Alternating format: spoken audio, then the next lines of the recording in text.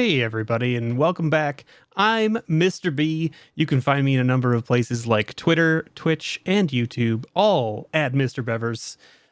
And I have always wanted to have a planeswalker friend just like you. Ooh. Ooh.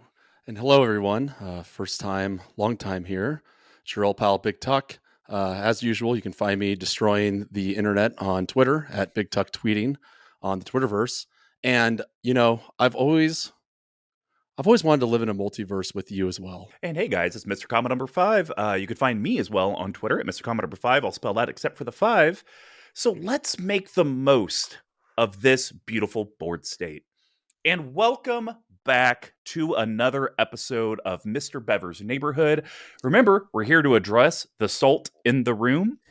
And every episode, we're going to address one of the top salty cards off our great friends over at EDHREC.com's list and have our dear friend Mr. B help us cool off, calm down, and how to navigate the social constructs around that card. We'll do this in 3 different ways. First, what makes this card so annoying or salt-inducing from a broad perspective? 2, why do we, the panel, react like this as individuals? Give some insight into the human psyche. And then lastly, how can we form habits that can really change this way of reacting over the long haul and just become better members? So today, we are talking a card that, shocking enough, is rated higher on the salt scale than one Blightsteel Colossus. Oh, wow. Talking Thassa's Oracle. So, BigTuck, if you could, why don't you read out that card name and its attributes and give us a little bit of stats? Its salty meter, if there's any cool printing, just some info about that card.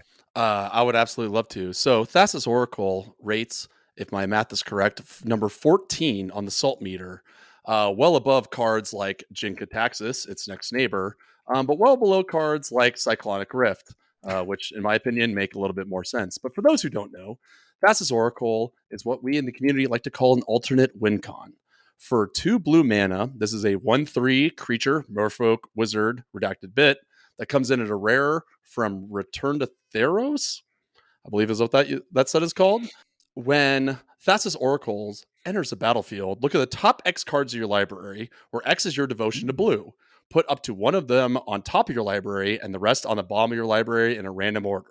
If X is greater than or equal to the number of cards in your library, you win the game. I looked it up, and there really isn't any alternate arts, which is kind of shocking considering how often we see this. There's a full art version. And for those playing Moto, first off, good luck, and we wish you well. And second, there is a very lovely full art promo on there for you, so you can see right into the artwork done by Jesper Elsing. Nice. And what does Thassa's Oracle cost to acquire in cardboard rectangle format? Thank you. I thank you. I completely forgot about that. So Thassa's Oracle will run you about $9.39 at a low and around $18 for a high. Your old pal BigTuck did purchase this for $5 in foil, along with about 7 copies of Jessica's Will, which came out around the same time. Oh, I would say you probably came out on top with that investment. Well, BigTuck, why do you think the community finds this card so annoying or salt-inducing? Well, I think that any card that has a win con stapled onto it is always going to draw some ire and some eyeballs around from everyone. We've seen cards like Lab Maniac and then the Jace, who is also, a very strong card. I'm going to have to look it up, but while we're doing that... Wielder of Mysteries. Thank you very much. And of course, we have Laboratory Maniac. These cards are cards that win you the game in a similar fashion, right? And I think that in terms of Labman, it really requires a lot more hoops to jump through. Labman itself doesn't really win you the game on the card. You kind of have to have a draw spell and some other shenanigans go around with it. Similar in scope to Jace, he's a little bit more consistent with his abilities to win you the game. But Thassa's Oracle can just come out of nowhere. 2 blue mana is easy to have. It gives you piles of untapped mana to counterspell, removal, bounce it back, and it plays into a lot of blue win cons, a lot of blue control, and a lot of blue synergies into that. And I really think the reason, and again, this is not my extensive purview, but something we can certainly talk about.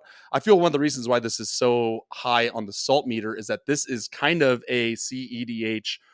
I don't know if staple is the right term, but a standard. This is a card that combos with a lot of different play styles that you see more in CEDH than in your normal EDH casual pods around having a couple of beers or maybe at your LGS. Yeah, you definitely hit one of the things that I had kind of pointed out, BigTuck, which is the cheap casting cost, just blue. Expropriate's the card we talked about the last time we visited the neighborhood. And I mean, that's 9 mana. It's a lot. And people get like really upset when that card gets played. But imagine if Expropriate was just blue. I think that's really where people just kind of get frustrated. It's like, how is this card a game winner? You just went on the spot out of nowhere, and it cost you 2 mana. Right. One of the notes that I had made. I was going to say it's also a repeatable effect, whereas Expropriate, if you counter it, it's kind of gone. This one, if it enters and you don't win the game, you might be able to bring it back. Actually, funny thing, Expropriate, I want you to counter it so that I can use one of my other cards so I can like siphon it onto something and get constant Expropriates. Yes. So you fell into my trap. But no, one of the things that I had mentioned is, it is a single color. I think if Thassa's Oracle was, let's call it blue-white, I don't think it would be nearly as salt-inducing. It's the fact that it only has one color identity. You can just put it in anything you want. But here's what I had read from the competitive community, and then I'll kind of pass it over to Mr. B for his thoughts. The biggest reason I think this is salt-inducing is because the CEDH community sees it all the time, and it's so hard to interact with. Right. It's basically you have to counter it on the stack or stifle the effect once it hits the battlefield. If you can't do one of those two very specific things, you've lost the game. Because guaranteed it'll be Thassa's Oracle on the stack, hold priority, Tainted Pact, or whatever it is. Mm-hmm. And then they just win. So that's one piece of that puzzle. But we all know that the competitive community, the true competitive community, is a small piece of the larger 100-card format singleton. But I think they are so loud that they have really echoed onto the rest of the Commander community to where a filthy casual that has probably never even seen Thassa's Oracle sees it at their LGS and they're like, oh my gosh, have to kill you now. How do you feel, Mr. B? Do you feel like that's a little bit of it, or do you see something maybe different? So I think you're hitting the nail on the head, definitely. Coming from someone who plays mostly casually, right? I don't really run up against CEDH decks that often, or the folks that play CEDH who come on my show or I play with don't end up playing CEDH at that time. So basically, I don't see the decks that have this sort of combo in them. But it is rampant, right, in the CEDH community for sure. And there's definitely people who play it in casual decks as well because, I like this combo, I like to do it, right?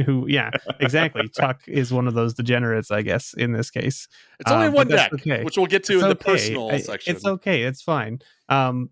The point is that, I think that you definitely hit the nail on the head because there's so many cards that combo with it for such a small amount of mana. This is the thing, right? So you've got Demonic Consultation, Tainted Pact, all of these things, right? You've got Underworld Breach and Brain Freeze.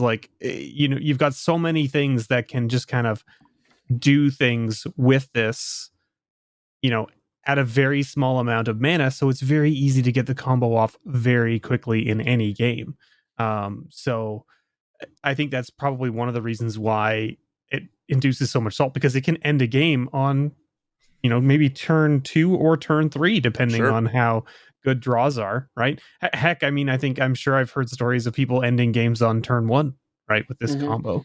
If you get a Lion's Eye Diamond or something that makes a bunch of mana that then can be used to do the combo on turn 1, right? So I think that's where you're going to find most of the salt is coming from. It makes a bunch of non-games, right? Because you sit down to the table, you shuffle up, you draw your 7, and the game's over before you even get to play a land, right? Yeah. And you're running blue, so you have the free counter spells, Force of Wills, and that sort of stuff, just in case someone else might have that. Exactly. There's so many things that you can be doing, and this is the thing too, is like you said, because it's only one color, right? That's what sort of lets it kind of lean into any other combination of colors of decks, right? So you can put it in a mono blue deck, you can put it in a black blue deck, you can put it in, something that's like maybe Grixis or whatever, right? Like there's so many combo pieces out there in all the other colors that you can just slot this into any commander that can play those colors, and away you go. And you don't even necessarily care about the devotion, right? No, because really never. the whole point of the combo is you're going to do something to leave only one card left on top of your library, basically, right? And then when Thassa hits, you look at that card and your devotion's 2, maybe 3 if you're lucky, who knows, but you win because of that, right? So Absolutely. yeah, I think that's exactly it, right? That's what I'm seeing from the community and what I'm seeing from just what I've heard about the card myself, right? Now, do you think any of this could also be reputation based?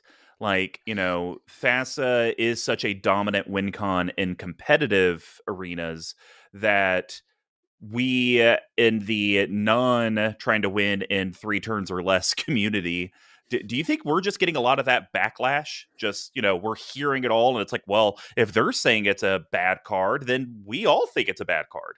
I think, and I just want to hop in here real quick. We've talked about this on our other shows about I'm playing Zur. Well, then you have to be playing something degenerate, right? Yes. Hey, everyone, rule 0 at the table. I am running Thassa's Oracle in this deck, but I don't have a way to tutor. Well, oh, wait, you're running this card?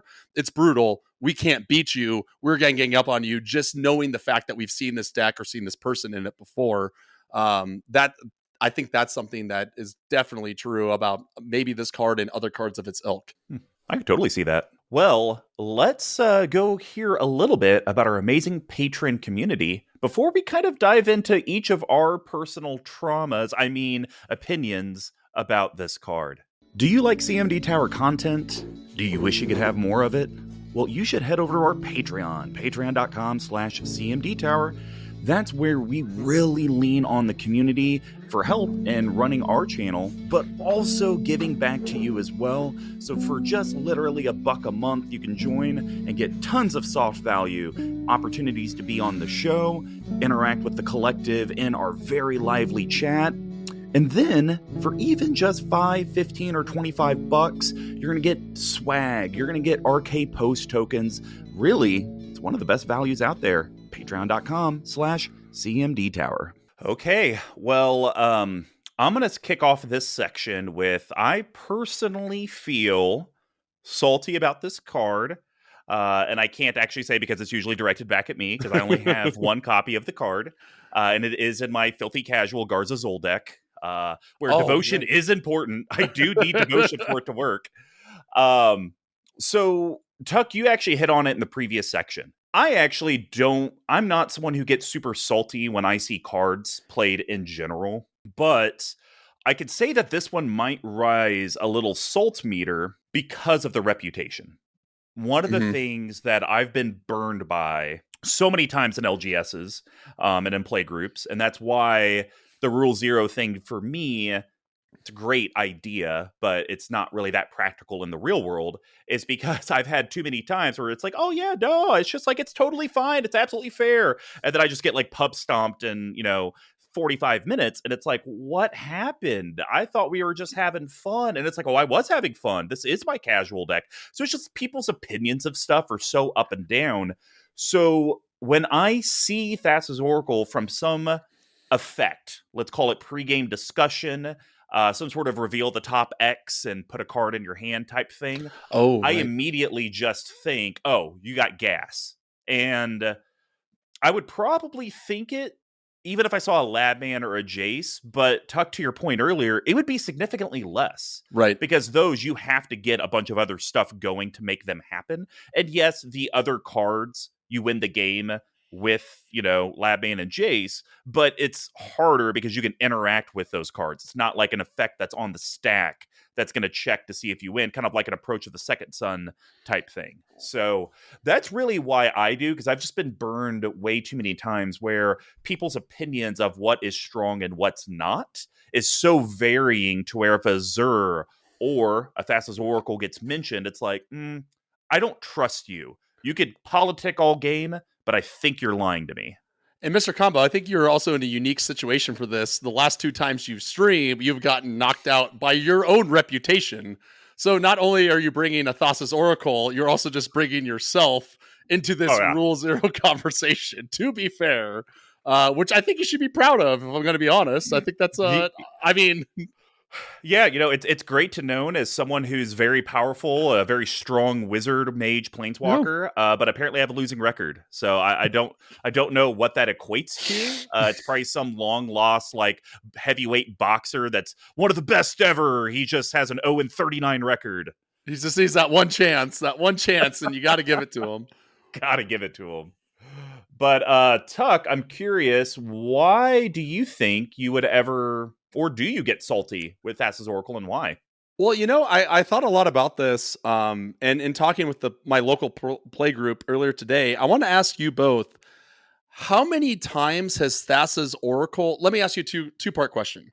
One, how many decks do you run this in?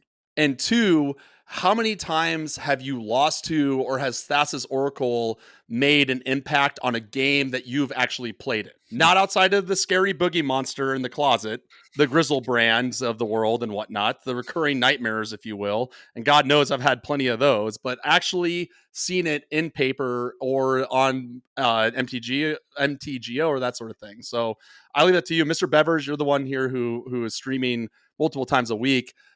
Do you run this in decks? And also, have you ever seen this and seen it as like a perceivable threat over and over and over again? So for myself, I don't play mono blue that often, or blue of any kind really. Most of my blue decks don't end up being your typical blue decks if they have blue Whale in them tribal. at all.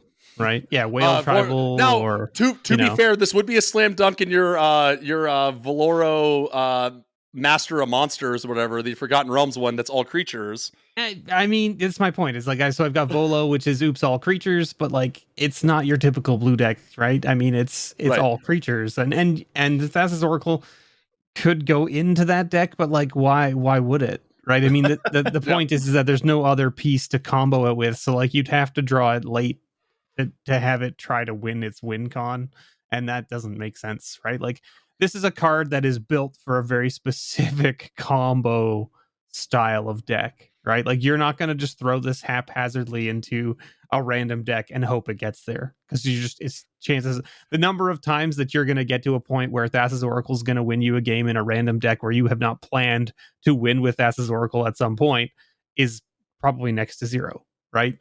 You do have a 100-card deck. Let's say you draw 50 of those cards somehow throughout the game, and you manage to get a Thassa's Oracle out on turn, let's say 18, if you've drawn 50 cards by then, right? Maybe you've drawn those cards earlier. Maybe it's only turn 10, but your devotion to blue at that point is probably maybe 10, right? If you've dropped a blue creature every turn until then. So you drop this on the table, it's 12. You've still got half your deck left. You're not going to be hitting the bottom of your library, right, at that point. It's one of those things. So to answer your question, Tuck, I have not seen it played that often against myself. I do not play it myself in any of my decks, but it's not because I think it's an unfair win con or anything like that. It's just that it doesn't fit with my playstyle, so I don't run it. Sure. And for me, I have never seen it. I've never lost against it. Never. And I know for a fact I own a single copy. I was able to do a great trade with one of our amazing patrons, Lemony Linning. Shout out. Got me a full art foil of Thassa's Oracle. I like the bling, and that's what's in my Garza's old deck, which is hilarious because it's a trash deck. And then I might have one in my CEDH deck. Maybe. I don't think I do.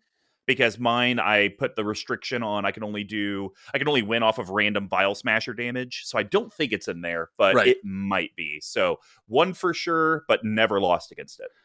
So I run this in one deck and one deck only, and to me, it's just a third copy. So in my Unesh Cryosphinx Sovereign deck, it works. And actually, this was a Mr. Combo recommendation when we reviewed this on Brews and Builds, who knows when. And that deck intentionally is milling yourself, is intentionally drawing through your deck. It has Labman, it has Jace, and Thassa is just kind of like a late term win con for it. So honestly, for me, I don't really personally, I can see why other people feel that there might be a lot of salt into this, right? It can kind of win you the game on the trade, and if you're playing with people that are trying to play these super linear decks, whether the CEDH or otherwise, then this is a card you're going to see popping off all the time. But, in reality, while we're talking about playing around this card and our thoughts, my salt meter for this is certainly way lower. It's way lower than Expropriate. It's significantly lower than Blightsteel Colossus, just because I think that this card is more focused towards the competitive crowd. Now, we do feel this is more about how other people feel. So I can understand that in the CEDH community, you sit up and you have this beautiful Boros build. You're like, okay, I'm going to get this thing going. I'm going to get these wheels turning on turn 3. Is there such a thing as a beautiful Boros build in CEDH? Who's to be said? Oh, wait, Wyeth, evidently. The pre-con? Oh, yeah. There you go. Right? I'm like, I'm going to stack all these equipments. I just need to attack one time. I'm running Circular Logic. I'm running Mana Tithe. I'm doing all of it, and then on turn 3, someone plays this demonic consultations, and then I just lose the game no matter what I do. So I can understand from that perspective why it may be frustrating or salty, but to me, as a casual player that I am, and I am, no matter what other people tell you, I don't personally see this too salty. So I just wanted to bring up one thing just before we, because I think we're going on a little bit of a tangent, or maybe some might even call it a bit of a witch hunt in this case of CEDH, because I think that you'll find that the EDH Rec salt meter has this listed so high. There's no way that the CEDH community is the one that's pushing this card up that high, right? No. Sure, but my point is that we're using a lot of examples from CEDH. I just want people out there who's listening to this to understand that we're not saying that CEDH is the reason that this card is on the salt meter and that it's up so high. But so there is going to be instances of casual games, where people are going to see this card, and obviously it's causing salt in this case, right? Yeah. That was the point, though, I was making at the beginning of the episode, is it is just the CEDH community that I feel like really hates this card. It's a lot like the Flash Hulk. They were the only ones that were really hating it. Sure. So my point, though, is that community is very vocal and Right. loud, because I feel like they don't have great representation. I know there is a spike feeder on the CAG now, but still, I think we can agree CEDH has a very limited voice when Correct. it comes to rules committee and stuff. And to your point, Mr. Combo, it's like we've talked about this before, where CEDH is in this bizarro limbo of should it be its own format, should it not, should it have its ban list and all that stuff, right? So if someone's a hardcore CEDH player, they have a much different perspective than us. And so the point that I was making, though, is more the mob effect. Like, you have a small group that's very loud, and they are talking about their environment. Yeah, just everyone else is like, oh, I saw this Twitter tweet. God, that shows how old I am. I saw one of those twatch things out there. And, it's like, oh, well, gosh. The spike feeders said that this is a problematic card. They're a respectable channel. Just using them as an example, not saying they have. But that's where I think the EDH salt meter is where it is, because it is a lot of that, the broad community, they don't have exposure to the card. But it's like, I know I've heard that people hate that thing. And that's why I think this card, even though it impacts competitive more, is on the salt meter, because it's just been the word of mouth. Right. Yeah, because even if we look at the number of decks that this is in, right, it's a fairly high number. Yeah, I mean, it's not high. It's kind of middle of the road. But if you look at the cards that are higher than it on the salt meter, there are cards here that are a lot lower number in the deck count, right? Mm-hmm. So this means that this is being played by a fair number of folks. Yeah. Right. So. And again, this is only the deck count that they have here on EDH Rec is only representative of the decks that have been loaded into EDH Rec, right? Right. There could be other people out there.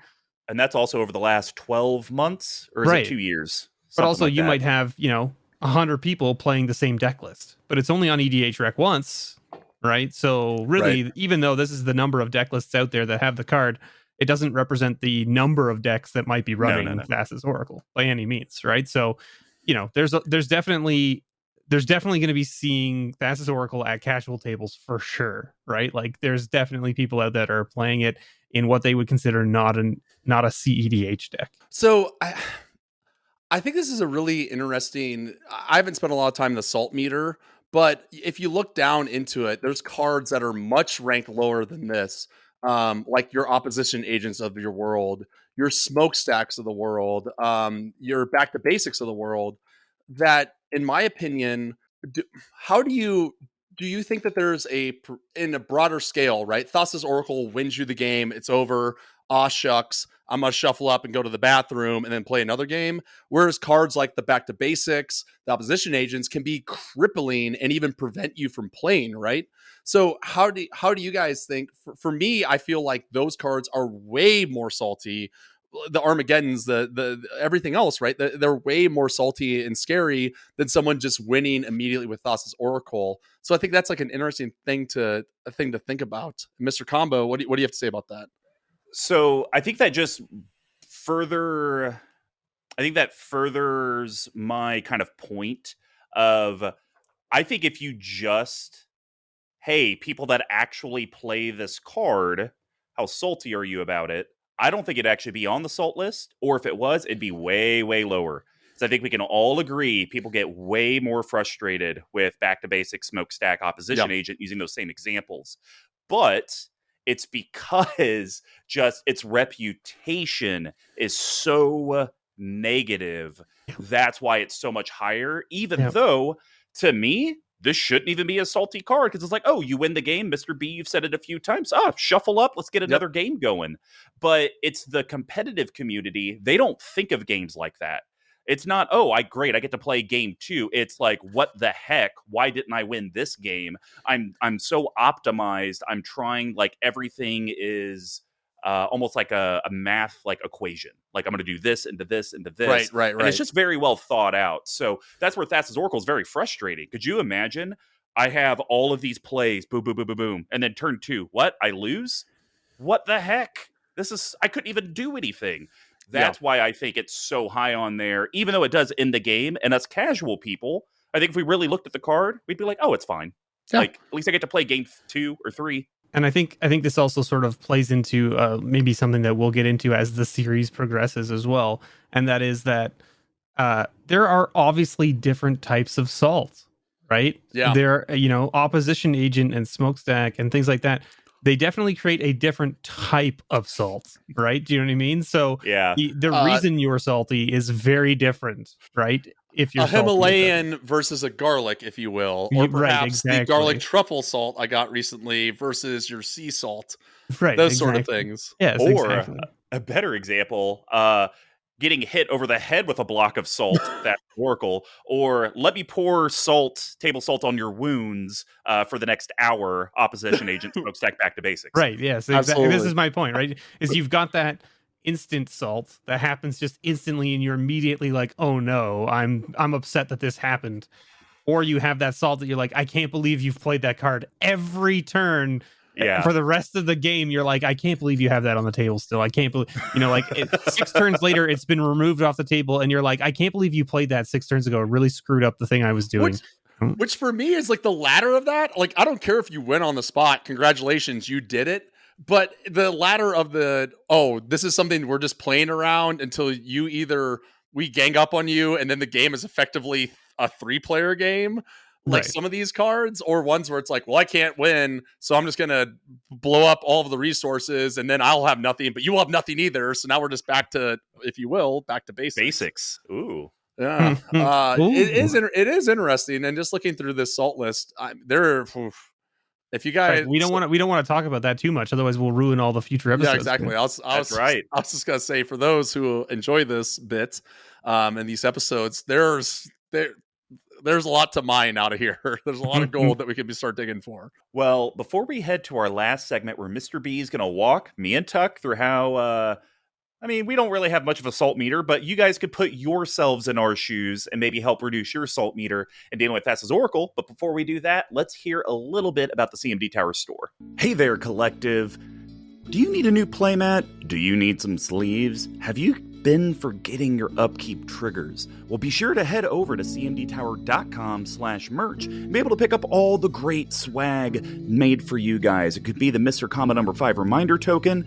It could be the Squee McGee Get Up and Fight coin, or heck, even our foil playmat or Jund holiday sweaters. All of it's there. Go check it out. All right, MrBevers, or Mr. B, as we like to call you affectionately.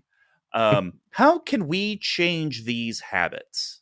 I think this one comes down to a lot of folks needing to understand that it's okay to lose, right? That's the How biggest dare thing you? here, right? It's the biggest thing with this one, especially with Thassa's Oracle, right? Because it's a win con that you don't really, like we said earlier, it's very hard to interact with. If you don't interact with it almost immediately, it's probably over, right?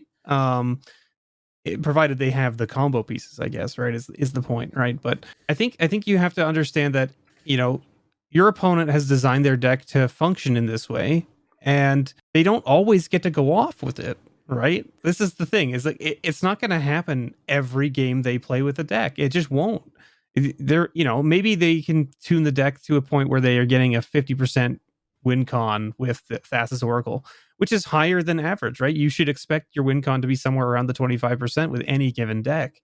But like, even that, like, they're still not going to reach, you know, a win every time. So, you know, shuffle up again with them, and this time maybe you anticipate that they have the combo in the deck and that they could do it. So maybe you play a little bit more reserved. Maybe you uh hold up some sort of interaction more than you would normally, or, you know, and this is kind of plays into what you talked about before, where maybe everybody at the pod sticks together and fights the one person down. It can happen, right? But maybe they deserve that, right? Who knows, right? And if that's how you feel, that's how you feel. But at the same time, you got to remember that it's just a game at the end of the day. We're all here to Yeah. have fun with each other.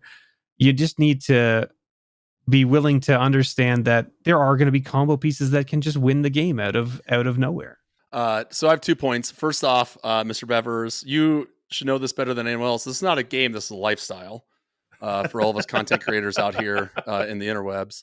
And second, I wanted to ask you, because you are streaming so much, right? You stream every week, several times, and I myself have been part of games where it's just kind of gone on, and you know, not for bad things, but there's been board wipes, and no one's just gotten their win cons. So, in terms of like content or the game dynamics, how do you feel about people should approach? Do you feel these? Do you feel that people should approach these cards that are just win cons on a stick a little bit more liberally, in the sense of like, okay, this game is over, now we get to play again and get another deck in rotation and that sort of thing? Like, do you feel like there's a broader stigma around these sort of, oh, I just win on the spot sort of cards?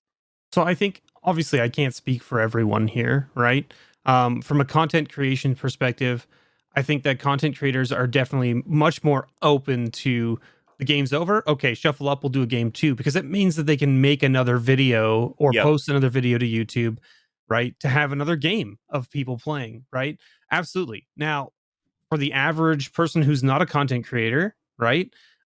Maybe their time is limited and they only had an hour and a half for one game, and the game Mhm. ended in 45 minutes and they don't have enough time to start another game. And now they feel disappointed because they're like, well, you know, the game kind of ended abruptly without kind of letting me do the thing I wanted to try and do with my deck. And now I don't have time to play another game. And, you know, I'm not going to get to play Magic again for another couple of days. So that can definitely be very upsetting to some folks, right? I think at the end of the day, we just have to understand that it's still just a game, right? You will get another Mhm. opportunity to play it. Yeah, it can definitely suck in the moment that, you know, the game ended abruptly.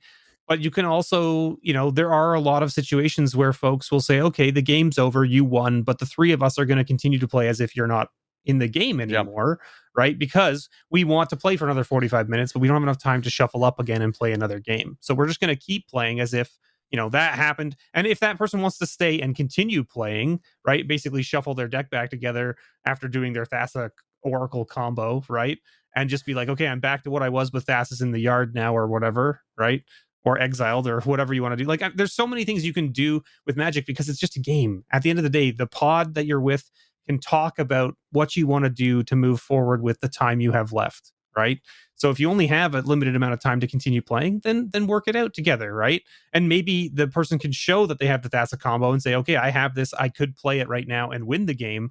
And then you guys can speak up and say, hey, we don't have enough time to shuffle up for another game. Are you cool if you just, like, we say that you won this game, but we'll continue playing as if you're not going to play the Thassas, and then we just keep playing now, Yeah. right? And you know what? I bet you 50% of the time, at least, the person who's playing the Thassa combo will probably say, sure, yeah, I'll keep playing with you, right? Without Yeah. having played the Thassa, right? Or when that happens, it's like, hey guys, let's shuffle up and play a game of Half Dragon Flatlander. Oh my And gosh. that's a great use of 45 minutes of time. If you're not sure what that is, stay tuned for a video that may or may not ever come out. Been talking about it for 3 years. So the only note that I made, but another thing, and we actually have someone in our play group, Mr. B, that's very much like that. I have a limited amount of time to be able to play Magic the Gathering once every few weeks. Yep. He has a wife, kids, job, friends, family. I mean, people's lives are busy. Yep. And so when we sit down, he's like, when we're sitting there bantering and stuff, he's like, guys, come on. I only have so much time to play. And he's not necessarily there just playing competitive stuff. Like, he plays fun, weird decks. But it's just like the time, I only have so much. So that is a great point. Here's the note that I made, though. I think the non-competitive community, let's start breaking away from that, because we do not, as the majority, look at Thassa's Oracle the same as a very small group. Mm-hmm. Yeah. Start looking at it like Gary, Gray Merchant of Asphodel. How Gary can actually win more games than Thassa can. Thassa can win immediately, but how easy is it in black to play Gary, sack it, recur it, sack it, recur it? And it's like, hey guys, I just drained you all for 30 life each in one turn. I win the game. But think about this. Whenever we see Gray Merchant played all the time, have you ever seen Gray Merchant hit the stack and everyone's like, oh my gosh, what the hell? Gray Merchant of Asphodel, you try hard. I mean, have you guys ever heard that? Okay. I mean, I shouldn't say that. I definitely hear people go, Gary, oh man. But like, it's not oh no, I'm about to die. It's sure. God, my life total. So, interestingly enough, this brought up a really good point, right? Exsanguinate is nowhere on the salt meter. Because you have to have the mana for it. That's why. Sure, that's fair, but I think in like the pods that we're playing into, a lot of times if you resolve Exsanguinate, you might as well have resolved a Thassa's Oracle. See, also Torment of Hailfire and that sort of thing.